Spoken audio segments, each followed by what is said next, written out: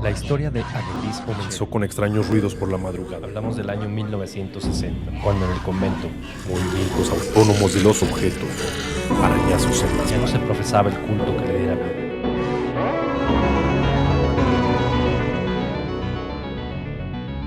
Hablemos de terror.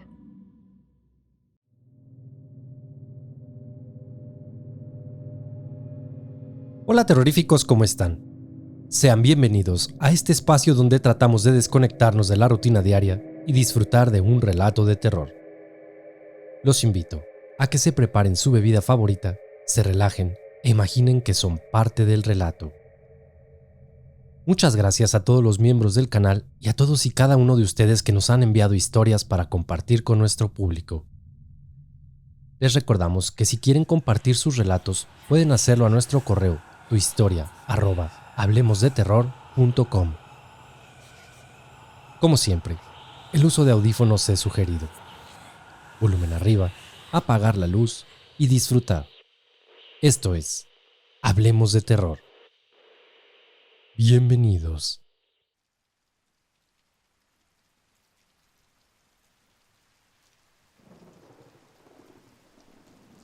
Hubo en siglos pasados casas malditas, casas en las que señoreaba el demonio, lo sobrenatural y lo espantoso. Y se asegura que, a pesar de los años transcurridos, en esas casas que siguen desafiando el tiempo en nuestra ciudad, aún perduran esas cosas aterrorizantes.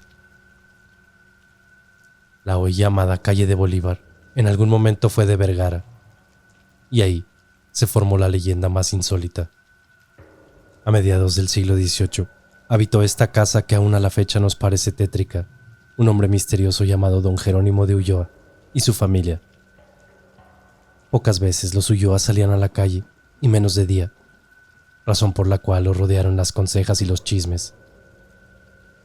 Las raras veces que lo hacían, despertaban el temor de las gentes timoratas. Muchos se persinaban y pedían valor al cielo ante la presencia de los Ulloa. Entre las cosas que se decían, la gente hablaba y decía que las mujeres parecían salidas de las tumbas y que el señor Ulloa tenía una pata de cabra. Pero de todos los chismes que rodeaban el misterio de los Ulloa, destacó el referente a sus artes demoníacas.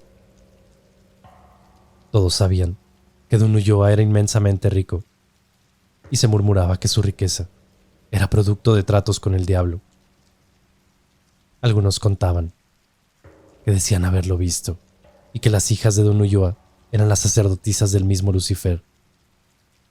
Y aseguraron entonces también que el enano a quien llamaban Trevillo era un hombre infernal y era el mismo paje del demonio. En lo investigado por el Santo Oficio, se asentó, entre otras cosas, lo de las prácticas demoníacas por parte de don Ulloa y sus servidores. Cuenta la leyenda y el Santo Oficio que en aquel entonces se escuchaban gritos horrorosos, alaridos que helaban la sangre por las venas, que los que trataban de averiguar lo que pasaba no vivieron para contarlo. Es más, se decía que los que no morían presas del terror perdían la razón y que estos fueron muchos. Así pues, impedida la ronda y la Inquisición de intervenir, porque además de ricos, los Ulloa eran protegidos del rey. Por las noches se descuidó el sector cercano a esta casa. Pero, ¿qué tenía de misteriosa y diabólica en verdad aquella casa? Porque aquellos crispantes lamentos escapaban de su interior, y el horror que albergaba entre las sombras de la noche parecía continuar durante el día. Pero hubo un hombre, Antón Losada, quien estuvo dispuesto por dos razones a entrar al servicio de aquella casa y averiguar la verdad de lo que ocurría. La primera era para descorrer el misterio, y la otra para enamorar a una de las hijas del amo. Todas estas cosas se lograron escuchar en una taberna cercana. Entonces, ¿dices que estás dispuesto a entrar? Claro que sí, caballeros, ya lo dije. ¿Pero serías capaz de eso? Les juro que sí. Consíganme entrar como sirviente y van a verlo. Pues no te será difícil, don Antón, porque aquí mismo están los criados de don Ulloa.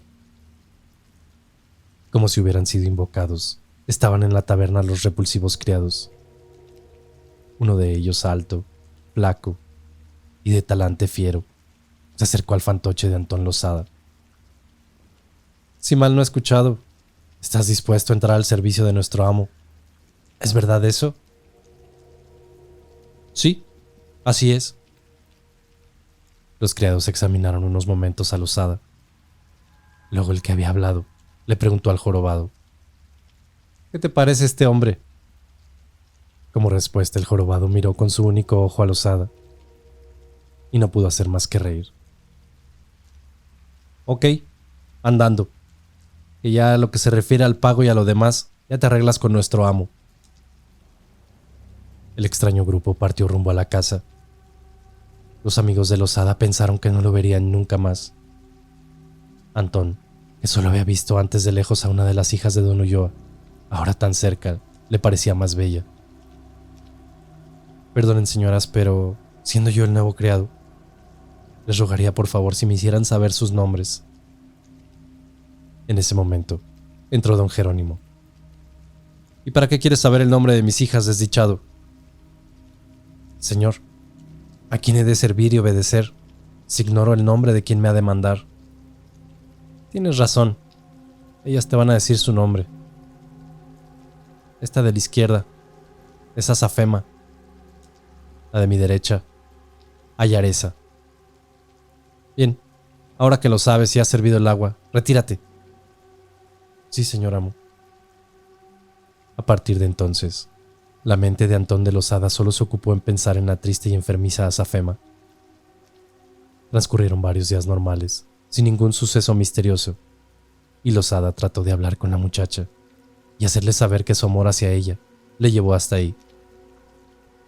Cuando de pronto una noche se sobresaltó al escuchar gritos pavorosos. Aquellos gritos hacían estremecer toda la casa. Parecía que venían de Azafema. Seriamente alarmado, entreabrió la puerta de su cuarto, justo al tiempo en que pasaban el jorobado y otro criado.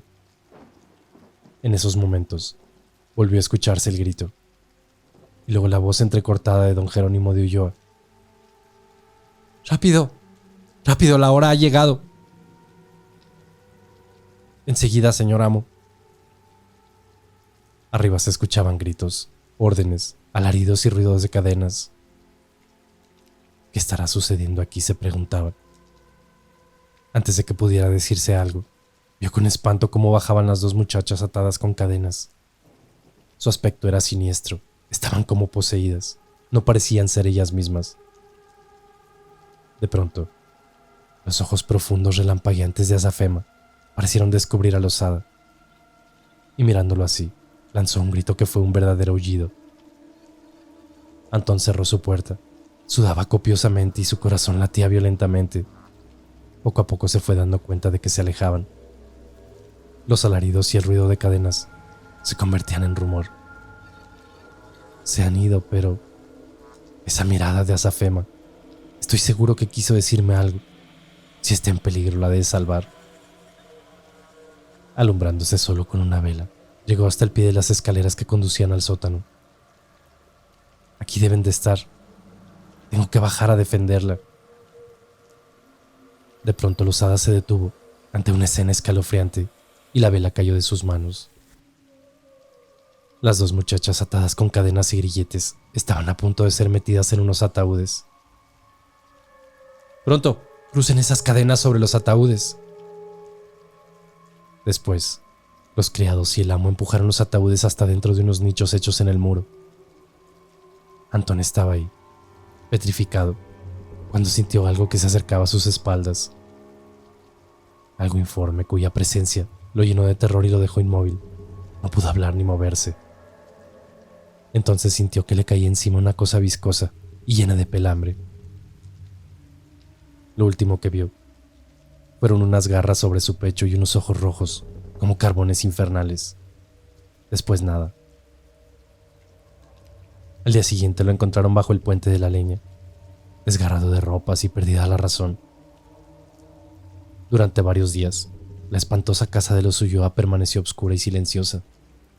Losada fue otro criado más, que enloqueció de miedo. Noches después, los caballeros que caminaban en la calle descubrieron al enano en el techo de la casa. Escucharon 2 alaridos, seguidos de un grito desgarrador y agudo, y vieron que el enano se arrojaba hasta la calle. La gente siempre había dicho que el enano era el paje del demonio, y por fin lo vieron ahí, muerto sobre las baldosas de la calle. Lo de Antón y lo del enano, pese a las influencias de Ulloa, provocó la intervención del Santo Oficio.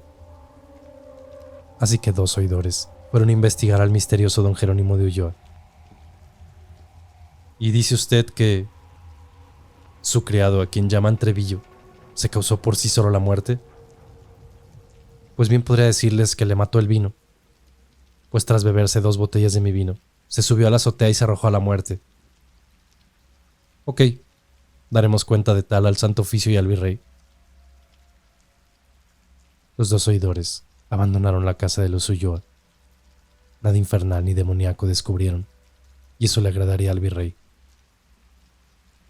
Pero no habían transcurrido 7 noches cuando un nuevo suceso perturbó a los habitantes de la capital de la Nueva España.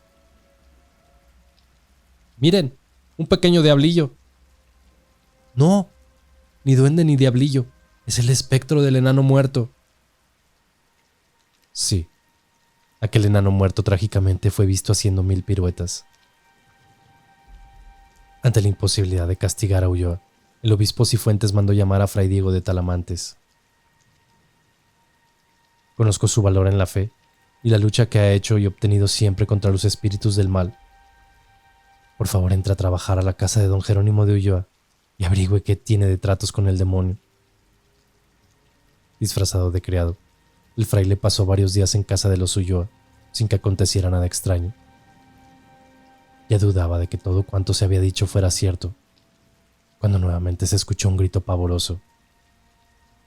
Igual que Antón de Losada, escuchó el ir y venir de los criados, los ruidos de cadenas, las órdenes y los gritos pavorosos.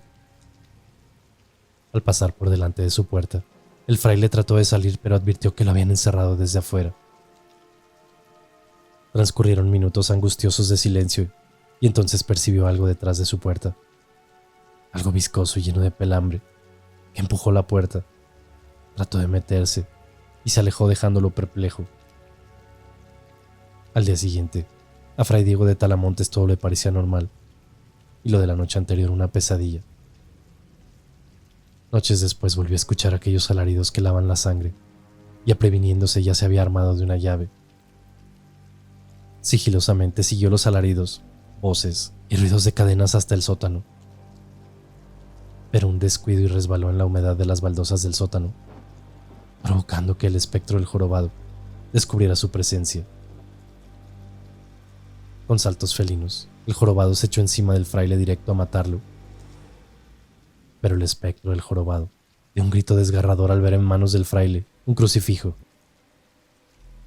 Al quererse incorporar, el santo varón vio llegar a Ulloa y a sus criados con el ceño fiero. «Deténgase, no le haga ningún daño». «Yo soy Fray Diego de Talamontes, no soy un criado. Sepan que fui enviado aquí por el obispo». Con breves y dolientes palabras, explicó Ulloa. «Mis hijas sufren ataques de locura furiosa con cada ciclo de la luna. Debe creérmelo, padre». «Bien, pero ¿qué pasa aquí? Además de lo que dice, sabe que acabo de enfrentarme al espectro de un jorobado. Ahora sabe mi doloroso secreto. Mis hijas sufren de locura lunar. Las atamos con cadenas y las encerramos en estos ataúdes». «¿Pero y por qué en ataúdes?» «Veo que habla usted neciamente como toda la demás gente. Aquí no hay espectros ni monstruos deformes. Ahora váyase y déjeme terminar. Mañana puede marcharse». Regresaba el fraile a su habitación, cuando se topó con aquel ser peludo, deforme y espantoso. Los ojos eran 2 brasas maléficas y su respiración era como la de un cerdo. «Dios santo, ¿pero qué eres? Hombre, animal o demonio, atrás en nombre del cielo. Fue todo lo que dijo el fraile, y aquel ser viscoso lleno de pelambre horroroso se arrojó sobre él. No fue sino hasta 2 semanas después que el fraile recobró el conocimiento en su celda del convento. Dios mío, esa cosa. Cálmate, hermano, cálmate. Bendito sea Dios que recuperaste la razón. Dinos qué viste en esa terrible casa. Pero aquello fue lo último que dijo. Luego palabra alguna no pudo articular. Solo se engarrotaban sus manos. Y los días siguientes se puso peor. No pudo caminar ni escribir. Los alimentos se le quedaban en la boca. Así que el obispo decidió mandarlo a recuperar a Oaxaca, con la esperanza de que pudiera decir luego lo que vio en la casa de los Ulloa.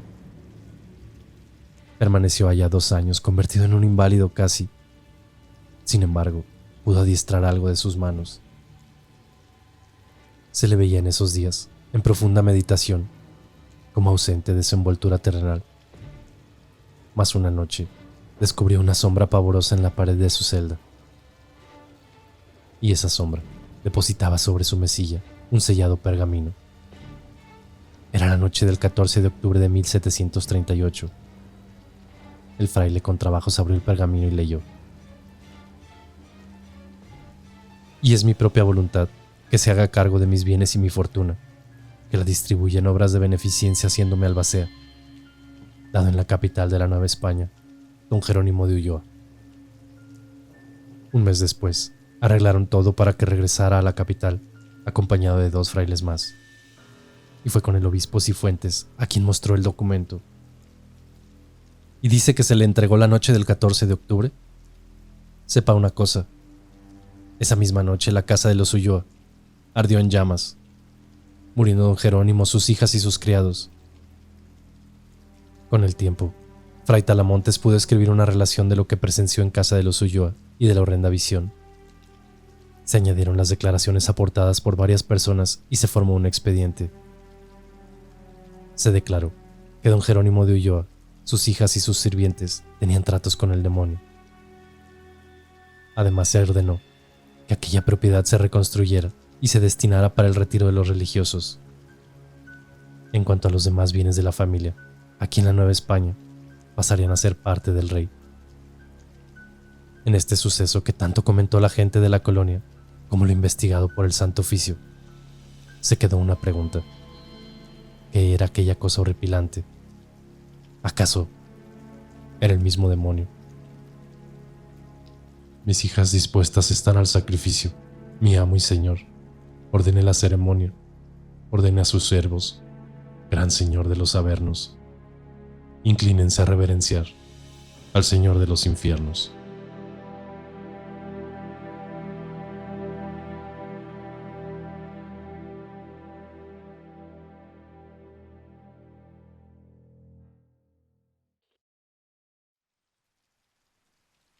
Reducto de brujas y nahuales, allá por el siglo XVII, y localizado en lo que hoy es el barrio de la Merced. No hubo otro callejón que provocara más pavura que el Callejón de la Danza, después conocido como Tercera de Talavera.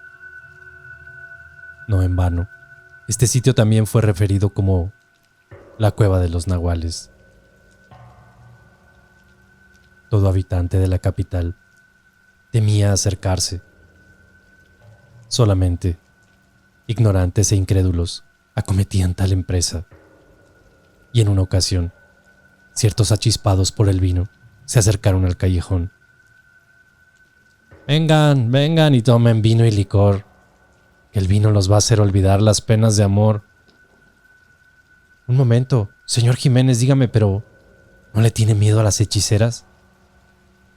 ¿Miedo? No conozco a ese sujeto. Y en cuanto a las hechiceras, uy, cuanto más me hechicen mejor. ¿Entramos entonces al espantoso callejón? Claro. Entremos y tomemos de este vino, con el mismísimo dios Baco en persona. De pronto, fueron interceptados por un horrible enano que les hizo muecas horrorosas. Lárgate de aquí, enano miserable. Condúcenos mejor ante el mismo Lucifer.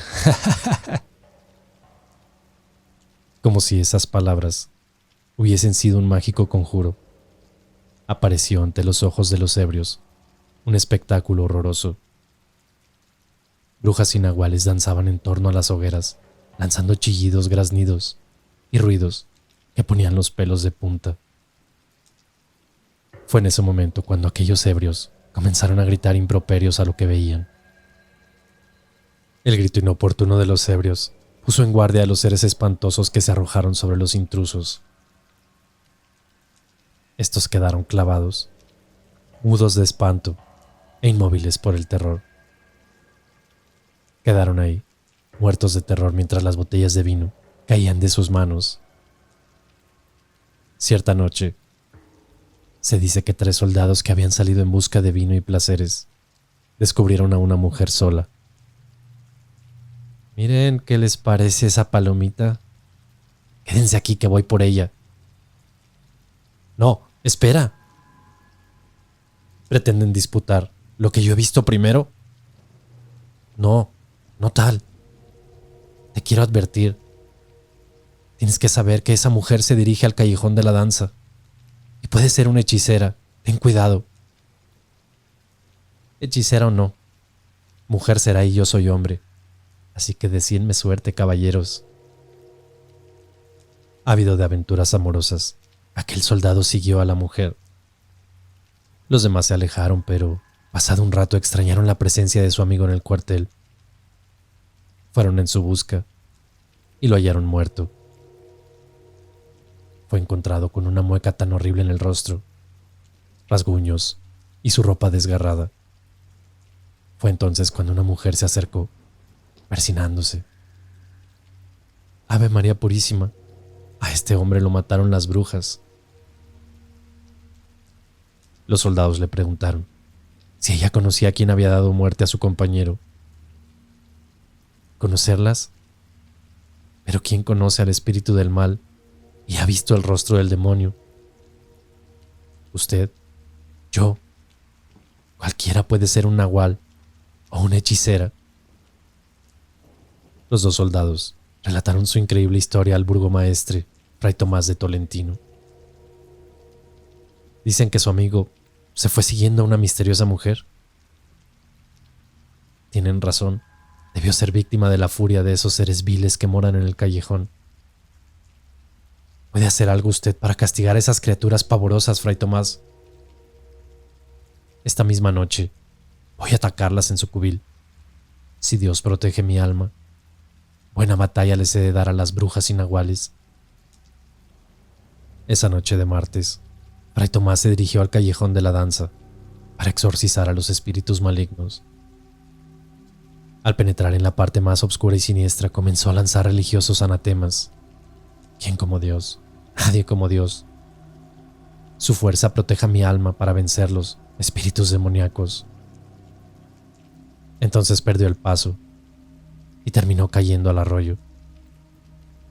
Se le apagó la vela y no supo en dónde quedó el crucifijo que traía. Fue en ese momento cuando surgieron 1000 formas diabólicas y siniestras que se arrojaron sobre el infeliz. Un segundo grito se escuchó. Era angustia y muerte. Después silencio. Al día siguiente, como todas las víctimas de los seres perversos, el cuerpo de Fray Tomás de Tolentino fue encontrado.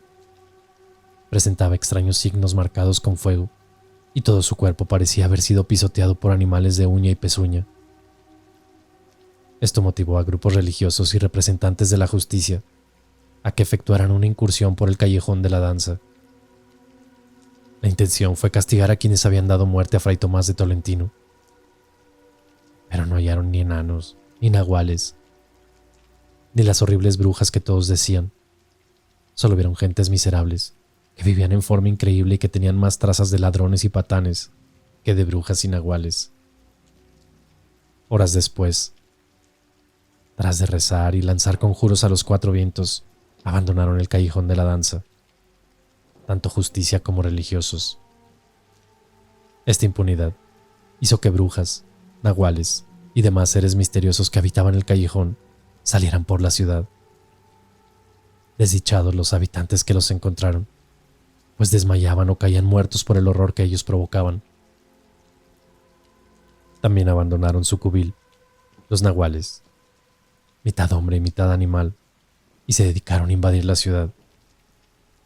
Las noches eran perturbadas por sus escalofriantes aullidos. Una noche, uno de esos hombres animales llegó hasta la calle de las Cordobanes, con perversas intenciones, para robarse a una criatura. Fue así como sorprendió en su lecho, con su hijo, a una mujer. Ella se llamaba Antonia de Camargo. En un abrir y cerrar de ojos, el siniestro nahual le arrebató la criatura a su madre. La mujer gritaba, y a los gritos acudió su padre, llevando en las rugosas manos un arma. ¿Qué sucede, hija mía? ¿Qué sucede? El nahual, padre. El nahual se llevó a mi hijo. El anciano disparó al animal en plena calle, pero fue inútil. Esas balas no matarían a animales hombres.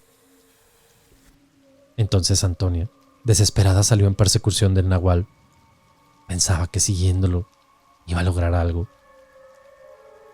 Llegaron hasta el callejón de la danza, donde Antonia, impulsada por su amor maternal, siguió hasta su cubil al siniestro nahual. Seres espantosos le dificultaban el paso, pero ella se defendía como podía, empujando, gritando, conjurando a aquellas criaturas. «Déjenme pasar, seres infernales, que Dios los confunda, denme el paso». Esta vez, el cadáver horriblemente desfigurado de Antonia fue descubierto sobre una de las gárgolas de piedra del rumbo de la Tlaxpana, en el edificio que hoy se conoce como Mascarones. La muerte de Antonia de Camargo despertó el terror en la colonia y provocó la cólera del capitán de alabarderos, Simón Estrada y Talamantes. «Sabe, señor tabernero, voy a vengar la muerte de esa mujer. Ella era la esposa de uno de mis hombres». Aquel tabernero le contestó que no se embarcara en tan desdichada aventura. No podría contra seres infernales cuyo poder viene del mismo Satanás. «Debes saber que mi acero está bendito. Además llevo conmigo reliquias poderosas. Lleve esto, señor. Procede de Tierra Santa». Fueron las palabras de la mujer del tabernero, que escuchó al capitán y le entregó un crucifijo. El capitán dejó la taberna, rechazando la ayuda de cualquier otra persona, diciendo que él había jurado ir solo.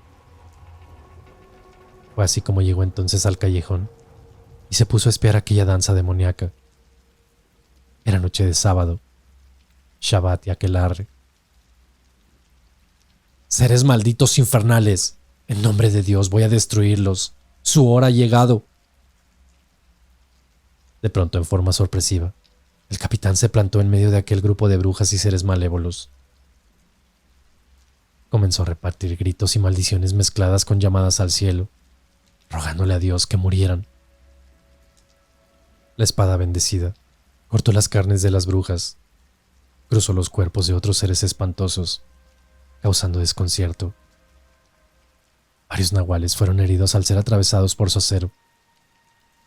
Hasta el crucifijo rompió varias cabezas de brujas y nahuales. Una vez repuestos del intempestivo ataque, salieron de las casuchas varios hombres armados de garrotes y puñales.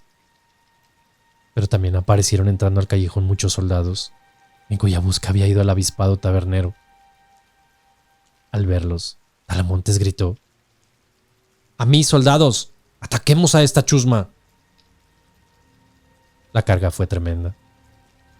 Hubo aullidos, alaridos. Cuando amaneció, el pavoroso callejón de la danza era un campo de muerte. Mujeres heridas, descalabrados, muertos entre los rescoldos de las hogueras. Y entonces apareció a los ojos asombrados de los atacantes un suceso que fue todo un misterio. «Mire, señor capitán, aquí mismo he atravesado hace poco a un nahual y ahora ha tomado la forma humana». Otro soldado se explicó: «Así es, señor capitán. Por la noche estos nahuales tienen forma animal, pero en cuanto sale el sol, vuelven a su forma humana. ¿Cuántos nahuales habré matado entonces? ¿Quién lo sabrá? Debemos conformarnos al saber que hemos vencido a estos cuantos malditos. A las 11 de la mañana se hizo presente el Santo Oficio. Oidores, religiosos y corchetes, y a viva fuerza fueron sacando de sus casuchas a hombres, mujeres y ancianos, recogiendo a la vez los cadáveres de hechiceras y nahuales muertos. Varios patanes fueron atados y sacados de sus casas. No se trataba de brujos ni nahuales, sino simples ladrones, truhanes que se habían refugiado en ese callejón pavoroso. Algunas mujeres eran ladronas, viciosas y hasta cómplices de asaltantes que infestaban la capital durante la noche. Todos ellos fueron conducidos a las prisiones para ser juzgados y castigados. ¡Entra ya, maldita bruja! Escaparemos. Ya lo verás. De nada le servirá meterme aquí. Mi rey y señor, él me sacará. Ya lo verán. Los nahuales fueron reconocidos de inmediato, pues se echaron como perros sobre el suelo de las celdas. En cambio, los ladrones y truhanes solo se agruparon para conversar y maldecir. Esa noche se dejaron escuchar aullidos agudos que eran mitad de hombre y mitad de animal. Los guardias escucharon ruidos pavorosos, graznidos y voces que helaban la sangre. Ese concierto tenebroso y diabólico se escuchó en casi toda la capital. En aquella noche, silenciosa y oscura. Como lo prometieron las hechiceras y los nahuales, al día siguiente los guardias hallaron muchas celdas vacías. A fin de evitar que continuaran escapándose los siniestros seres, ayudados por poderes sobrenaturales, se decidió su castigo inmediato. Aunque pareció una excesiva crueldad, varios individuos tenidos por nahuales murieron estacados, y no menos de 14 hechiceras fueron quemadas con leña verde en la pira encendida en el temido quemadero. Quienes resultaron ladrones conocidos fueron azotados para después ser enviados a los obrajes establecidos en diversos rumbos de la ciudad. El recuento del archivo de Indias fue increíble y revelador. 16 hechiceras quemadas, 9 nahuales muertos por espada y 4 estacados, 22 ladrones azotados, 30 mujeres castigadas en las cámaras de tortura de este santo tribunal. El virrey ordenó la destrucción por fuego de tan siniestro barrio. Y así, la orden fue cumplida de inmediato. Soldados y frailes prendieron fuego a aquellas casuchas. El agua bendita, rezos y ritos religiosos ayudaron a la labor destructora del fuego, aunque no en el callejón de la danza, sino en otros sitios. Continuaron las andanzas de nahuales y brujas. El callejón conservó su nombre hasta fines del siglo XVII, cuando se le designó calle de Talavera, por haber tenido ahí su casa un caballero de ese nombre. De aquel siniestro y temido callejón, solo quedaron los escombros, las cenizas y el recuerdo de noches demoníacas y aquelarres. Los brujos y nahuales aún rondan la ciudad.